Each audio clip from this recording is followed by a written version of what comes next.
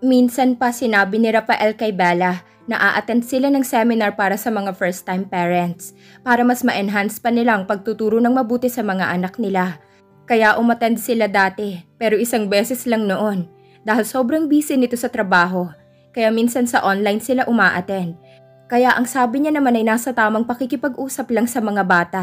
Pakinggan ang sinasabi nila at ipaliwanag na mabuti sa mga bata na hindi pwede ito, hindi pwede iyan o hindi pwede ng ganito. Imbis na pagalitan, pagsabihan na lang ng maayos. Teach them instead of punish them. Keep calm and be patient. Kailangan lang na ipakita nila na magandang samahan nila at mahal na mahal nilang isa't isa. Huwag ipakita sa mga bata kapag mag-away o magsagutan dahil hindi ito magandang ehemplo sa mga bata.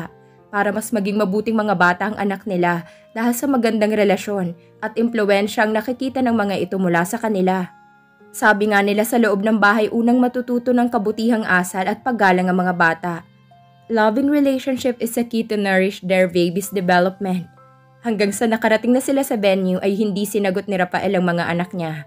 Umiiyak na ang bunso nila. Malungkot naman ang tatlong lalaki nilang anak na tahimik lang na nakaupo. Nagbubulungan at nagsisisihan pa ang dalawa pero si Belle walang imik. Naawa naman siya sa mga ito habang ang bunso ay karga ng ama nila. Come on, labas na tayo. We're going to talk about that later. It's your mommy and daddy wedding day, so you guys should be happy about your parents, right? Tumango naman ang mga bata at lumabas na agad ang mga ito pero nahuli sila ni Belle. Sinabi nito sa kanya na masaya naman ito sa kanilang dalawa ng daddy nito. Ayaw lang nito na mag-kiss sila sa madaming tao.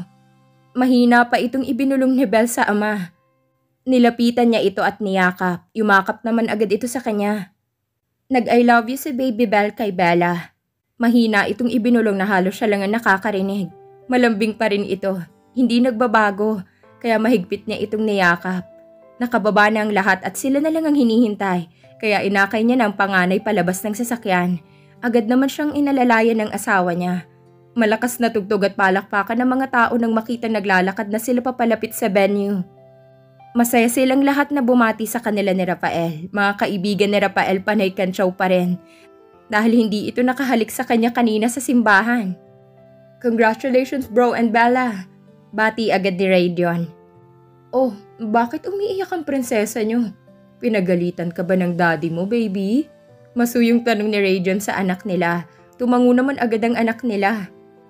Naku, nabitin talaga. Kita mo inaway ang mga anak. Natatawang sabi naman ni Gareth. Nagkatawanan silang lahat. Kapag ako kasal na lang muna bago baby.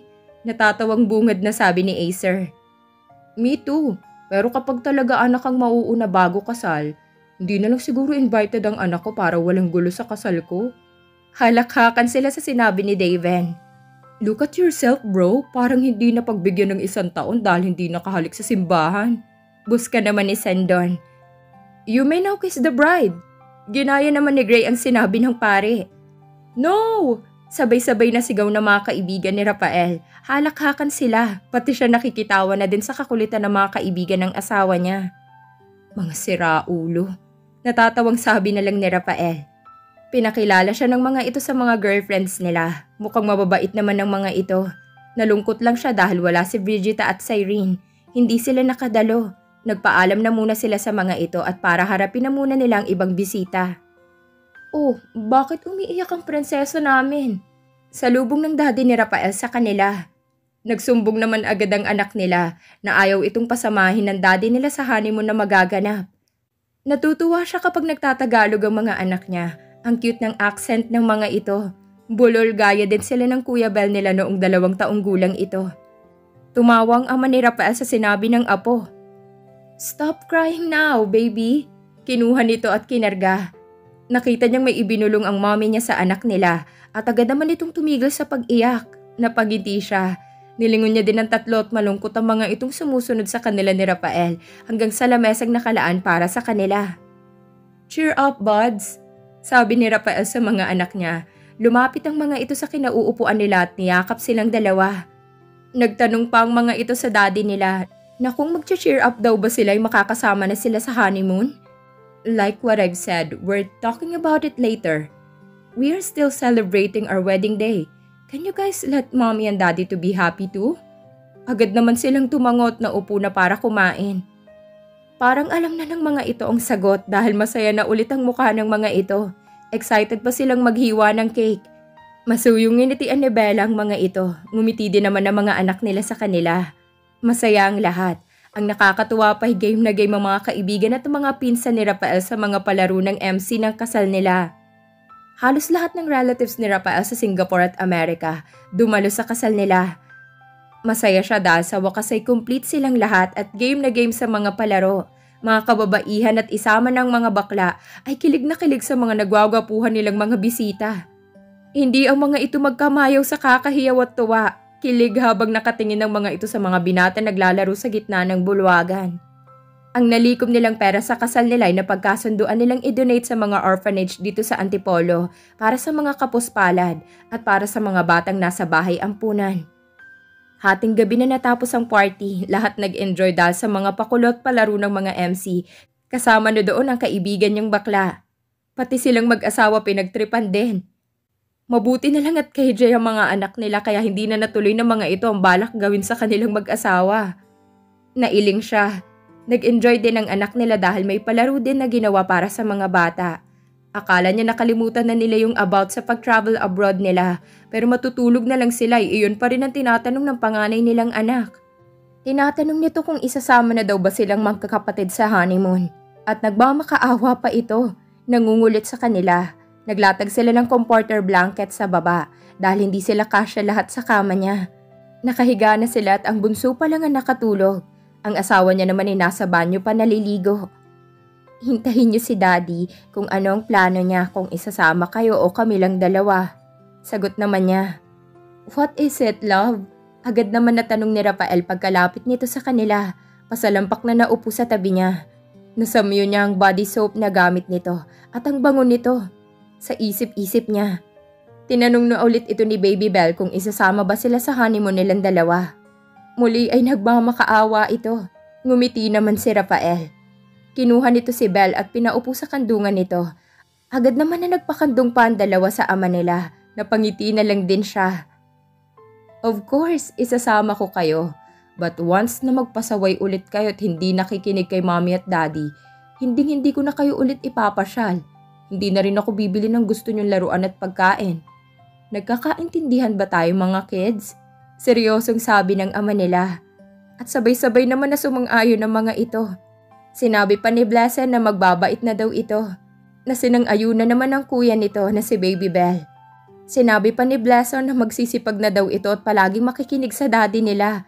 Ito kasi ang may pinakamatigas ng ulo, pagkatamad at makalat sa laruan nito. Alright, that's my good boys. Now hug niyo na si mommy at si daddy. Agad naman silang yumakap sa kanila. Matulog na tayo, umayos na kayo ng higa mga kids. Sabi naman niya. Araw na ng pag-alis nila. Napagkasunduan nilang mag-asawa na ang last destination nila ay sa Paris para doon na lang sila lahat magkikita-kita.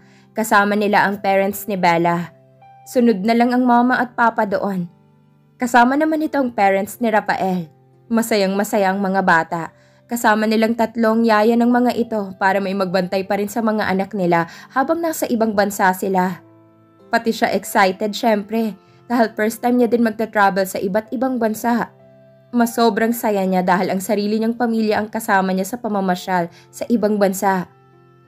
This is the best moment sa aking pamilya. Dahil kapag bumalik na kami sa Amerika, magiging normal na naman ang takbo ng buhay namin. Mag-aaral na si Belle at magiging busy na ulit sa trabahong asawa ko. Ako naman sa bahay lang, taga-asikaso sa kanila at sa tatlong anak pa namin. Ayaw ng asawa ko na magtrabaho ako, kaya ang magagawa ko na lang ay mag-alaga ng mga halaman sa garden namin. 4 months na silang nag-travel sa iba't ibang bansa. Lahat ng puntahan nilang bansa gusto ng mga batang may souvenir sila. Isinama na rin nila sa bilihan ng mga pinsan ng mga ito at mga kaibigan ni Belle na mga anak ni Sahela. Hindi talaga nito nakakalimutan ng mga anak ni Sahela.